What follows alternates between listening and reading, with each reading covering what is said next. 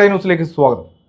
കണ്ണൂര്, തലശ്ശേരി, പാനൂര്, കൂത്തുപറമ്പ്, മട്ടന്നൂർ തുടങ്ങിയ സ്ഥലനാമങ്ങൾ ഒരു കാലത്ത് നമ്മളെ പേടിപ്പെടുത്തുന്ന സ്ഥലനാമങ്ങൾ തന്നെയായിരുന്നു. അതിൽ പ്രധാനപ്പെട്ട പേടിപ്പെടുത്തുന്ന വിഷയം എന്നത് രാഷ്ട്രീയ കൊലപാതകങ്ങളുടെ നാട്, കണ്ണിന് കണ്ണ്, തലയ്ക്ക് തല, ആ രീതിയിലായിരുന്നു അവിടെ വെട്ടും കുത്തും കൊലപാതകങ്ങളും നടന്നത്. കൊലപാതക പരമ്പരകളുടെ ഒരു നാട് തന്നെയായിരുന്നു ഒരു കാലത്ത് അവിടെ. പാനൂരൊക്കെ ദിവസേന 2, 3, 4 പേരും കൊല്ലപ്പെടുന്ന ഒരു സാഹചര്യം ഉണ്ടായിരുന്നു. ഒടുവിൽ നമുക്കറിയാം, നമ്മളെ വിട്ടുപിരിഞ്ഞ സുഗതകുമാരി ടീച്ചറൊക്കെ അവിടെ പോയി നിരാഹാരം ഇരുന്ന ഒരു കാലമുണ്ടായിരുന്നു നമുക്ക് മുന്നിൽ.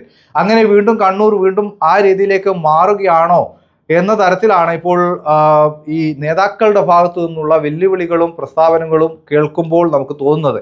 എന്തായാലും അങ്ങനെ ആവരുതേ ആ നാട് എന്നാണ് ആഗ്രഹിക്കുന്നത്.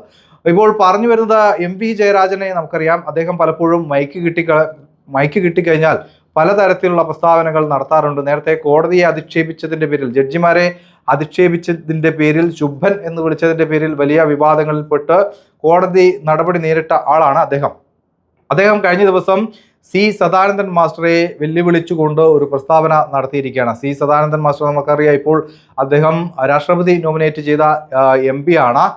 മാത്രമല്ല 2 കാലുകളും ഇത്തരത്തിൽ CPM-കാർ വെട്ടിയെടുത്ത BJP-യുടെ ഒരു പ്രമുഖ നേതാവാണ് അദ്ദേഹം.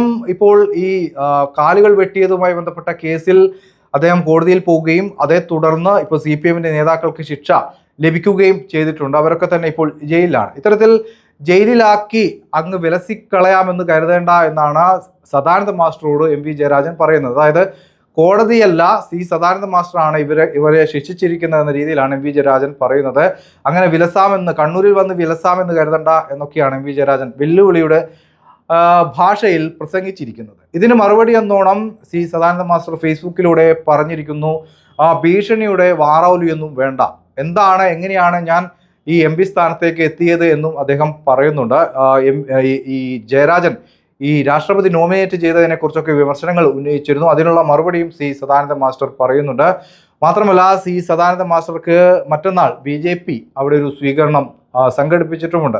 ഈ തരത്തിൽ മറുവാക്കിന് വെല്ലുവിളിക്ക് പകരം വെല്ലുവിളി എന്ന രീതിയിൽ മുന്നോട്ട് പോവുകയാണെങ്കിൽ വീണ്ടും കലുഷിതമായൊരു മേഖലയായി കണ്ണൂർ ജില്ല മാറുമോ എന്ന ഭയം സമാധാനം ആഗ്രഹിക്കുന്ന ആളുകൾക്ക് ഇടയിലുണ്ട്. അതുകൊണ്ട് തന്നെ ഇത്തരം മുതിർന്ന നേതാക്കൾ, അതിൽ EP ജയരാജനും MP ജയരാജനും P ജയരാജനും ഒക്കെ ആണെങ്കിലും, മറുപക്ഷത്ത് BJP-യുടെ വത്സൻ തില്ലങ്കേരിയും അതുപോലെയുള്ള ആളുകളൊക്കെ ആണെങ്കിലും, അവരൊക്കെ തന്നെ ഇരുന്ന് സംസാരിച്ചാൽ തീരുന്ന പ്രശ്നങ്ങളേ ഉള്ളൂ. ഇത്തരത്തിൽ ആവേശം കൊടുത്ത് അണികളുടെ കയ്യിൽ ആയുധവും ബോംബും കൊടുത്ത് ഇനിയും നമ്മുടെ വീടുകളിൽ നിലവിളി ഉയരുന്ന തരത്തിൽ കൊലപാതകങ്ങൾ ഇരുഭാഗത്തും ഉണ്ടാവരുത് എന്ന പ്രാർത്ഥന മാത്രമേ ഉള്ളൂ.